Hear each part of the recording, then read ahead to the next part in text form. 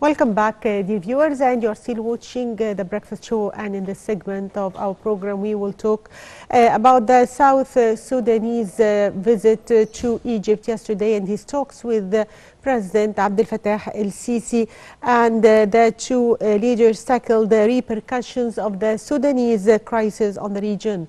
To shed more light on this visit and its outcome, we are joined over the phone by Ambassador Medhat Meligi, former Assistant Foreign Minister. Good morning, sir.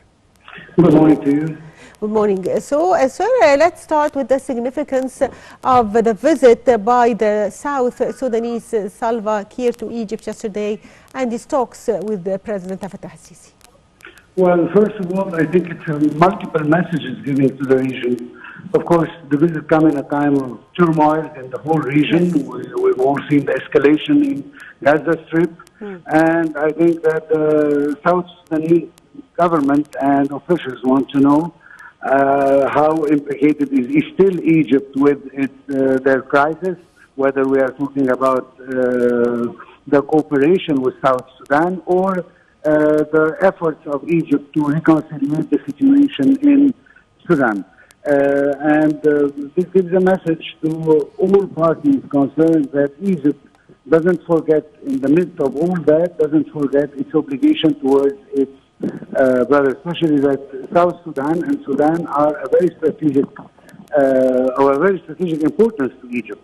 So even in those times of crisis, we still can manage to meet the officials of South Sudan, especially President Salva Kiir, and talk with him about all the problems that is facing the region. Yes. So, sir, what are the main highlights of the press conference yesterday with the visiting South Sudanese President Salva Kiir following their summit talks on Monday? Well, we can say that there are two major axes. The first one is strengthening the integrated strategic partnership between the two countries in various fields. Don't forget that Egypt is implicated from a long time about capacity building, about helping with several economic projects in South Sudan, and it was an occasion to re-strengthen that and reassure the South Sudanese officials that Egypt is still considering all the issues that are facing South Sudan, and on the other hand, to assure our brothers and sisters in South Sudan that Egypt still support their quest for reconciliation in their country and restoring peace in their country. The other message was about the two strategic countries regarding the issue of Sudan. As we know, we are facing Sudan from the north. Egypt is very concerned, and from the south, South Sudan is also concerned about the situation in Sudan. And I believe that President Abdel Fattah el-Sisi stressed during the discussion that Egypt is concerned with the Sudanese question as a strategic issue for it, no less important than the Gaza Strip and the Palestinian issue, and that we are working with all parties concerned to trying to find a reconciliation and the solution to the Sudanese crisis. I think those were the two important questions regarding the negotiations and the talks that was held between the two presidents. Yes, Ambassador Medhat, can you shed light on the role of Egypt in solving the Sudanese crisis? Well, as we've seen since the beginning of the crisis, we had many conferences, and the president himself had many talks, and also the Ministry of Foreign Affairs is not sparing any effort to speak with all parties concerned. Don't forget that, I mean, it's not a secret to say that there is like a proxy war going in Sudan, and this is not in the benefit of the Sudanese people at all. So what we want is to restore peace in Sudan so that the Sudanese can have a normal life like everyone else. But the problem is that because of these proxy wars, because of the involvement of many external parties in the war in Sudan, the war is taking much more than it should. And I think that the Sudanese party are trying to realize now, or are starting to realize now, the need of being united in front of this war in order to have a life. The situation is getting worse, but we hope that with the efforts of Egypt, that the situation can get much better in the near future. Yes, also, sir, what are the different fields of cooperation between Egypt and South Sudan, as the President stressed Egypt's keenness on expanding bilateral strategic partnerships and provide South Sudan with the technical expertise in various fields? Well, I think that the most important thing is the capacity building. Yes. Through the Ministry of Foreign Affairs, there is a lot of experts who are visiting South Sudan, and also there is a lot of South Sudanese who are getting to capacity building courses in Egypt, and we've seen many of them in various fields that South Sudan needs. There are programs that are tailored for the needs of South Sudan that Egypt is helping them with. And don't forget, there is a lot of cooperation going on in water resources. Don't forget, we both share the River Nile, and it's quite important for us and for them to have the best way to work with them and the best irrigation methods to be able to use the water in a better manner. And of course, there is several projects, economic projects that are taking place in Sudan, that Egypt is either financing them or building them for the South Sudanese government and officials. Yes, also, sir, the talks also reviewed the Ethiopian dam file and the path of negotiations to reach a binding deal. Can you elaborate on this? Well, there is not an occasion that Egypt is leaving before we talk about this issue, especially with our partners like South Sudan. So in order to do so, we have to achieve abiding agreement with the Ethiopian authorities. Of course, we need the help and the support and also the pressure of our friends in the region, especially those who can be also affected by the Ethiopian building of and filling of the dam, which affects directly Sudan and Egypt.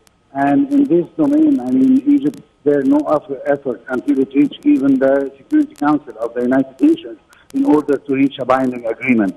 And because we have taken the negotiation as only path to solve this issue, we are still holding negotiations with our partners as well as with Ethiopia to reach an agreement on this issue. And we hope that very soon the Ethiopian will realize that having a cooperation with Egypt on the dam will be much more important than having a conflict in the region, which is in nobody's benefit. Yes. So, sir, also as of November 2023, over 5.8 million people have been displaced from their homes because of the fight in South Sudan. So how do you describe the situation there? Well, the situation is not the best it could be, and let me focus here on Egypt's effort, as you have seen. Yes. And everybody can even notice that in the streets of Egypt, in the streets of Cairo and Aswan, that there are many Sudanese and South Sudanese refugees who are in Egypt right now.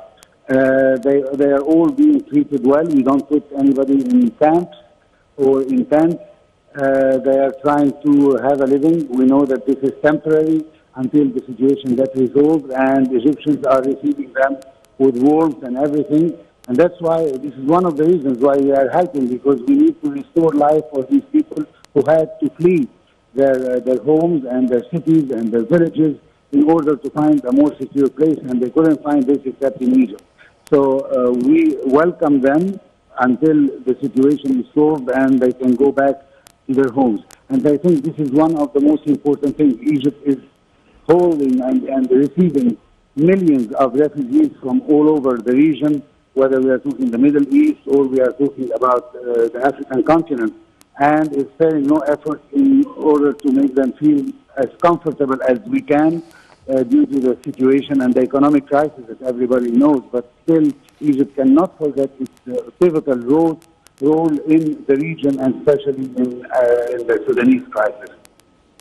Yes, the visit also by President Salva Kiir occurred within a short span of less than 6 months since President Kiir and several regional leaders convened in Cairo in July 2023 for the Sudan Neighbors Summit, which aimed to devise effective mechanisms for achieving peaceful resolution to the situation in Sudan through both regional and international efforts. So how do you evaluate Egypt's role and its keenness to solve this crisis, as we have seen that it hosted an important summit also in July 2023?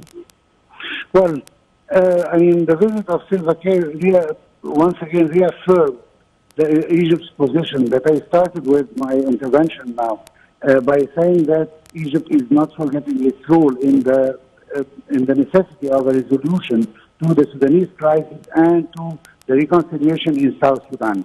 And because of that, we hold constant meetings, whether we are talking about our meetings here in Cairo or the one that we have in Juba, in order to help our Sudanese brothers and sisters and the ones in South Sudan to resolve their problem. Don't forget that the security of those countries will also affect positively the security and peace and good lifestyle in Egypt. So the idea, as I said, that's why I called it a strategic issue. Sudan have always been a very important partner with Egypt, and that's why we care very much about the stability in the region and the stability especially in Sudan and South Sudan. And the many visits that you talked about at the beginning reaffirm and reconfirm the implication of Egypt in solving these issues in a good manner in order to have security in the region. Yes, sir, one final question. The two leaders also talked about enhancing cooperation in the field of water resources and irrigation with a focus on maximizing the utilization of the Nile River's resources. And Egypt reaffirmed its vision that the Nile River should be a source of cooperation and development, serving the lifeline for all the peoples of the Nile Basin countries. How do you see the importance of cooperating efforts with the Nile Basin countries to maximize the use of the utilization of the Nile River's water?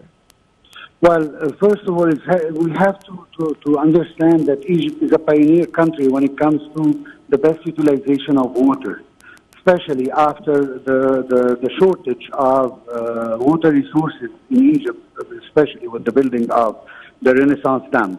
And what I want to say is that there are many training courses. I was even involved in several of them here in Egypt, with not just the basin, the River Nile basin countries, but also in all African countries, about the best way of irrigation, about how can we maximize the utilization of water for the benefits of the people, and many other irrigation courses that Egypt is hosting on a continuous basis, I can say about this.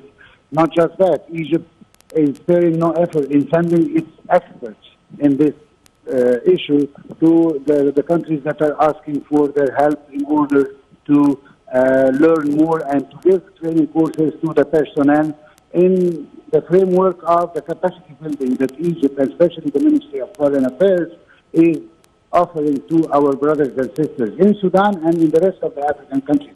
We have a department at the Ministry of Foreign Affairs that is just dedicated for this issue, and they are doing a great job in that matter. Yes, I'd like to thank you, Ambassador Medhat Meligi, former Assistant Foreign Minister. Thank you, sir, for being with us. And the viewers, a short break. We'll be back with our second segment for today in the Breakfast Show, so stay tuned.